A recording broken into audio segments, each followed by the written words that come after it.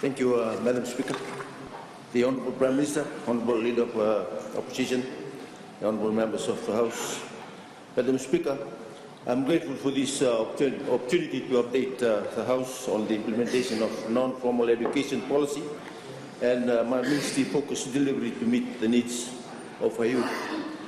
This non-formal education policy is for those who have dropouts from the formal education, from Form 1 to 7 and the 3 universities. And this government is giving another chance to them so that they can gain economic power and a window of for non-formal service delivery. This is encourages school leavers or dropouts and adults involved in the formal economic sector to develop their full potential through non-formal education and enhance their skills through training for gainful employment. The policy encourages all stakeholders in non-formal education to network and collaborate to maximize the effective use of resources and reduce possible duplication. Madam Speaker, a consultative workshop was convened on 10th March 2017 by the Ministry of Education, Heritage and Arts and the Ministry of Youth and Sports with non-formal education providers to discuss the policy and its implementation as a way forward.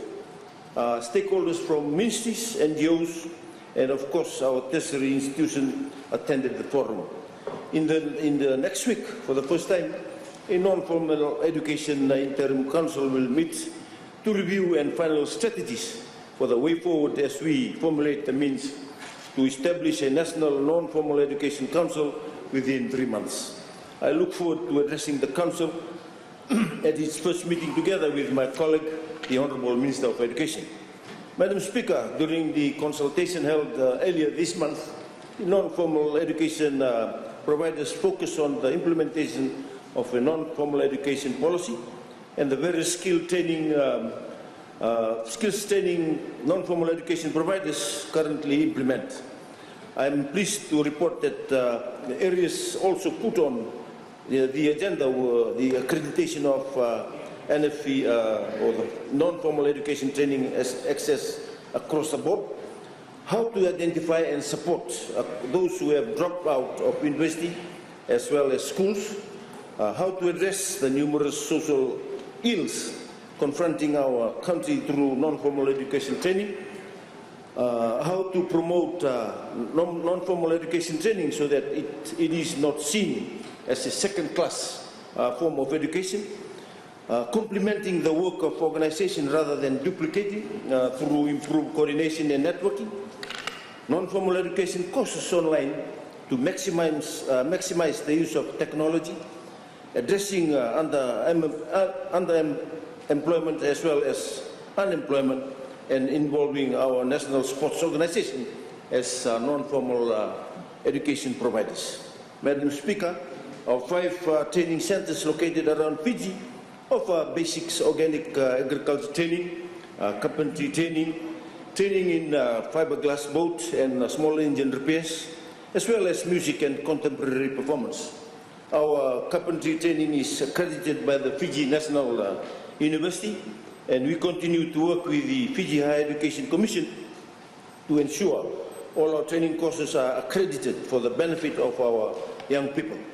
The Ministry now uses accredited training providers and trainers to conduct training in our communities.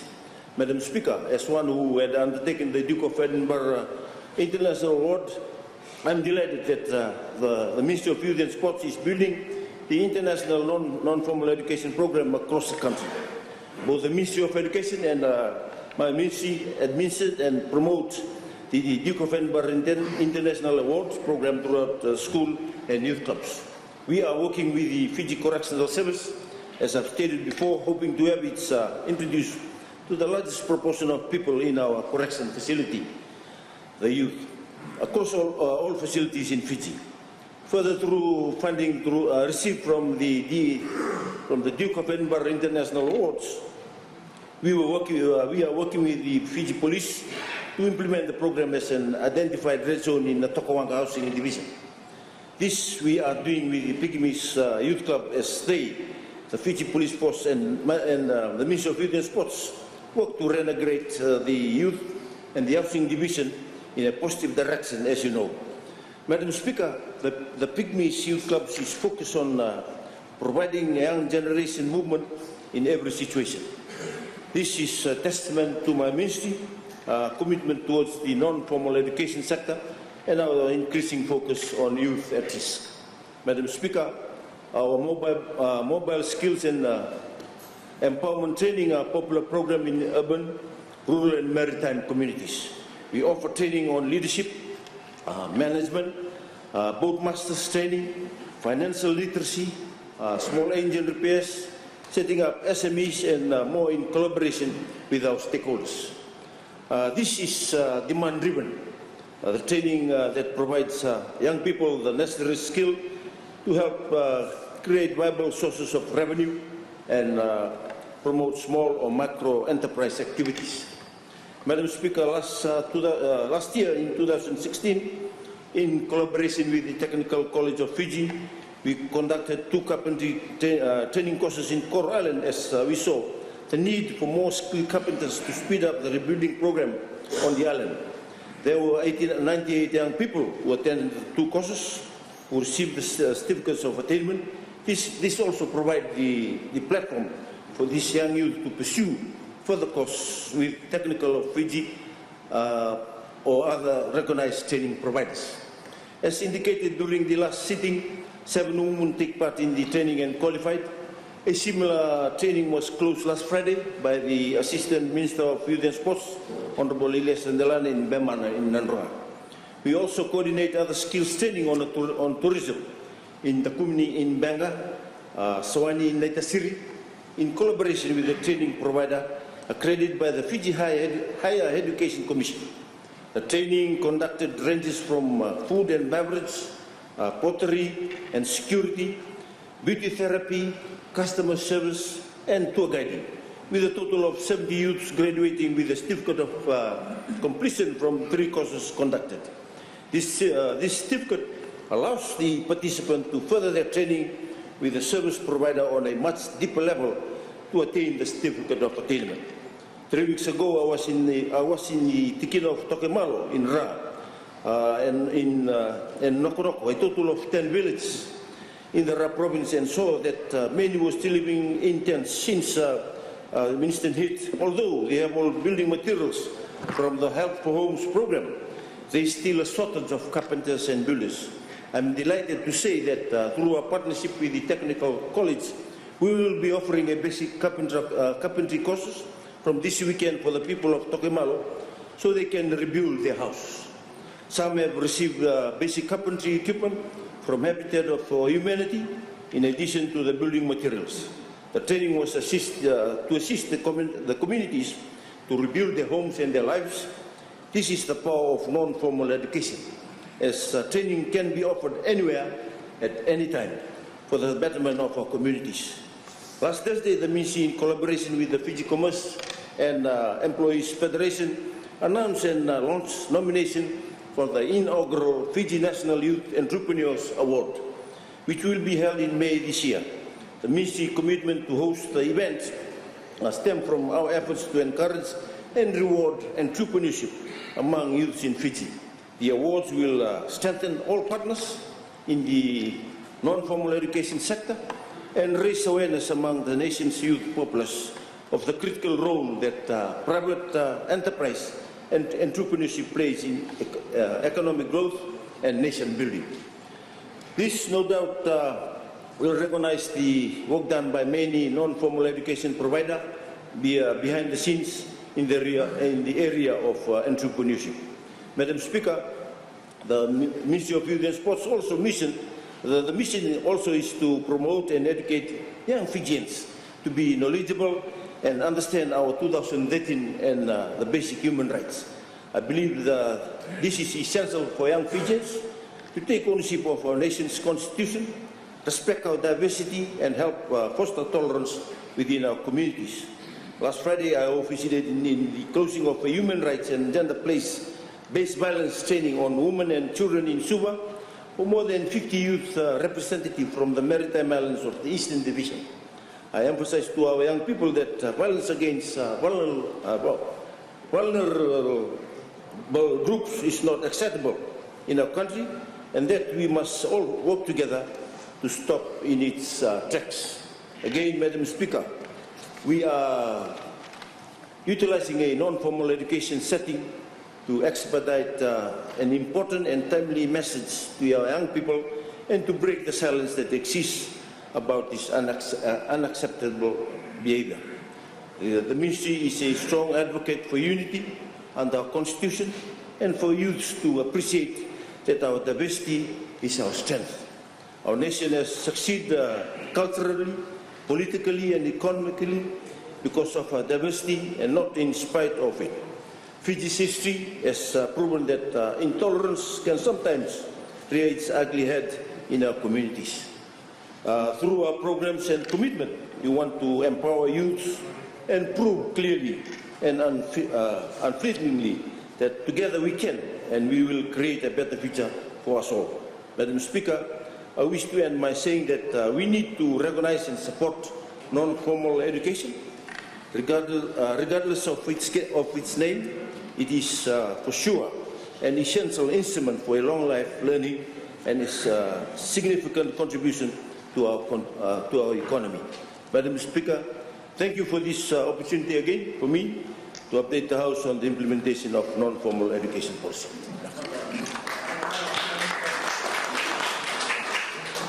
And now give the floor to the Leader of Opposition or her designate to speak in response.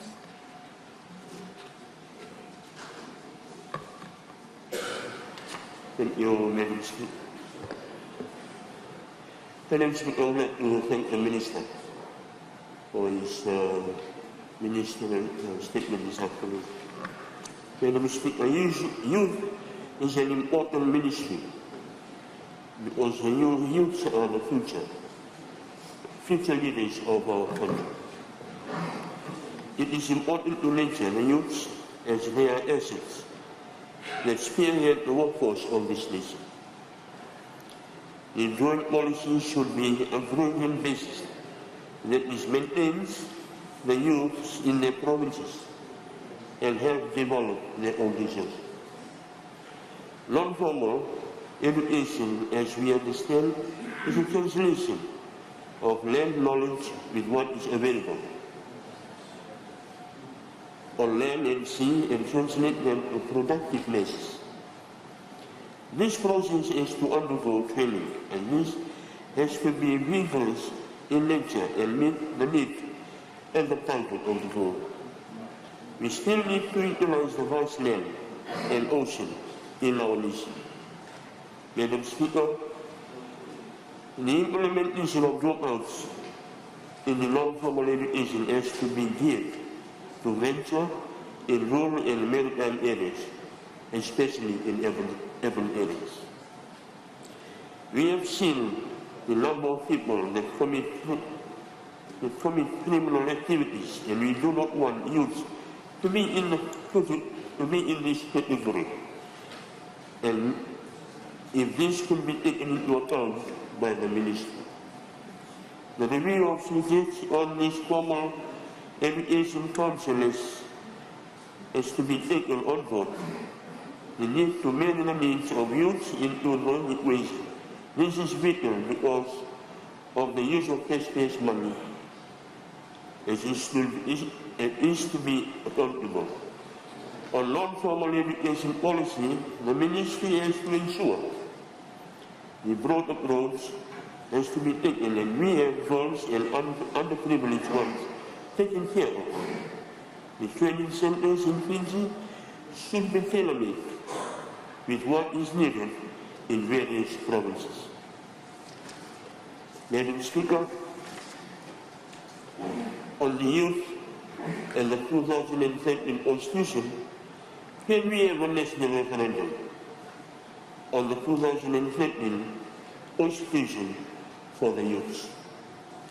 Youths have to be taught discipline, for life.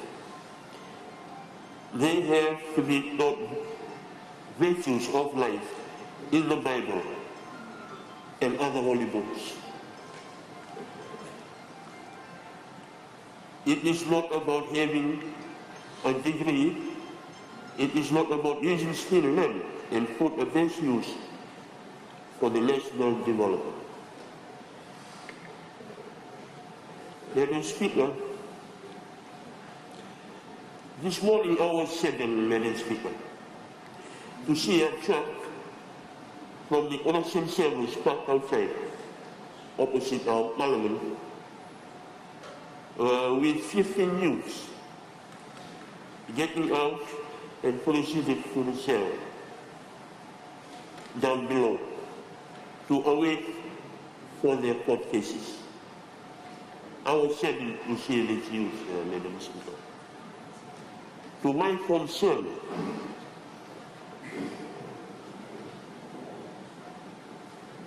this non-formal education policy implementation should be done earlier, not now. Should be done in 2014, 15, 16.